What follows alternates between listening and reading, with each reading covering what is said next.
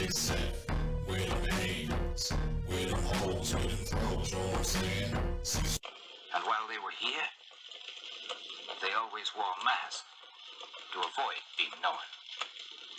Now, I have to be very careful reading this because there's going to be some fool that thinks that I agree with this method or approach. Because I think that this method or approach is the only thing that some people will actually respond to. That doesn't mean I agree with it or that I like it or that I endorse it or that I would do it. But unfortunately, I think this story shows what it takes to get through to some people, unfortunately.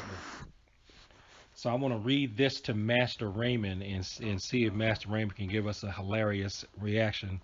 Okay. That's going to give me some views. All right. This story is called The Test of Sun Tzu's Art of War on Concubines. Okay. Okay.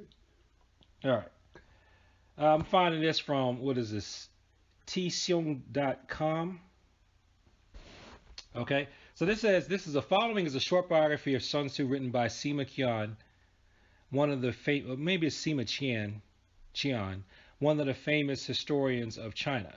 While its authenticity has been debated, it serves as a great story on leadership. All right, I'm not making this up. You see me reading this, right? I'm watching you. Okay. I thought you were. All right, I'm not making this up. Sun Tzu was a native of the Qi state. His art of war brought him to the notice of He Lu, king of Wu. He Lu said to him, "I have carefully perused your 13 chapters. May I submit your theory of managing soldiers to a slight test?" Sun Tzu replied, "You may." He Lu asked, "May the test be applied to women?"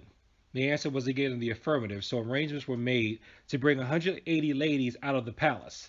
Sun Tzu divided them into 2 companies and placed one of the king's favorite concubines at the head of each. He then bade them all take spears in their hands and addressed them thus: "I presume you know the difference between front and back, right hand and left hand." The girls replied, "Yes." Sun Tzu went on, "When I say eyes front, you must look straight ahead. When I say left turn, you must face towards your left hand. When I say right turn, you must face towards your right hand. When I say about turn, you must face round towards your back." Again, the girls assented. The words of command had been thus explained thus. He set up the halberds and battle axes in order to begin the drill. Then, to the sound of drums, he gave the order, "Right turn." But the girls only burst out laughing. Sun Tzu said, "If the words of command are not clear and distinct, if orders are not thoroughly understood, then the general is to blame." So he started drilling them again, and this time he gave the order, "Left turn," whereupon the girls once more burst into fits of laughter. Sun Tzu: "If the words of command are not clear and distinct, if orders are not thoroughly understood, the general is to blame. But if his orders are clear, and the soldier nevertheless disobeys, then it is the fault of their officers." So saying, he ordered the leaders of the 2 companies to be beheaded. Whoa. Now the king of Wu was watching the scene from the top of a raised pavilion, and when he saw that his favorite concubines were about to be executed, he was greatly alarmed and hurriedly sent down the following message: "We are now quite satisfied with as to our general's ability to handle troops. If we are bereft of these 2 concubines, our meat and drink will lose their savor. It is our wish that they shall not be beheaded." Sun Tzu replied, "Having once received His Majesty's commission to be the general of his forces, there are certain commands of His Majesty which, acting in that capacity, I am unable to accept."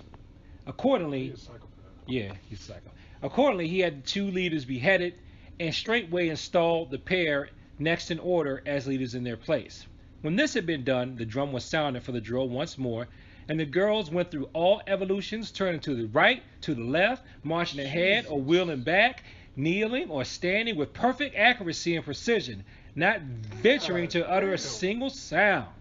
Then Sun Tzu sent a messenger to the king, saying, "Your orders, sire, are now properly drilled and disciplined and ready for your Majesty's inspection. They can be put to any use that their sovereign may desire.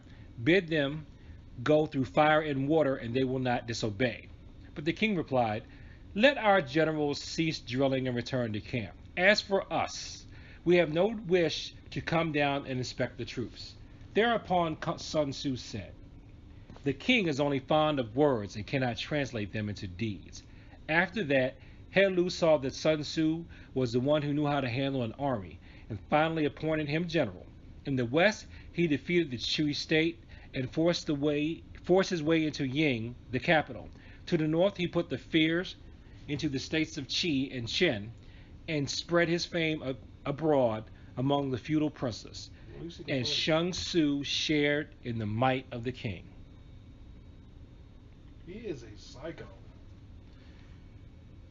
That's what it takes to get through to some people. But That's messed up. I'm not willing to do that. I'm not doing that either. That's messed up. And he was told by the king not to do that. And he did it anyway. He's Now, rude. in another version of this story, the concubines actually saw the chopping blocks there first, and they didn't take it serious.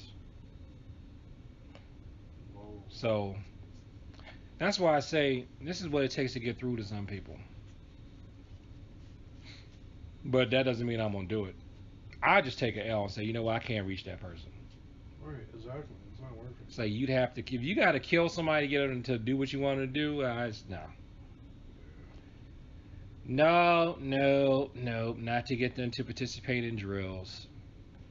So, let's put this to the martial arts. What if some people would only listen to a martial arts instructor that would beat them or kill them or threaten to kill them? Right, that's psycho. Right. So you think the women were psychos or just... No, I don't think the woman was psycho. I think he was a psycho. Well, he got results, didn't he? Yeah. And something to think about. If you're looking for traits of a bad instructor, maybe if somebody's willing to kill you to get you to perform properly, maybe they're not such a good coach. But maybe there are bad students too. A lot of people say there aren't any bad students. But maybe if somebody's so bad that the only way to get them to follow instructions is to kill them, you think that might be a problem too? Yeah. So that's the Sun Tzu Concubine Story. And let's be clear, I'm not doing that. Peace. You got anything to say? I'm not doing that either. Peace.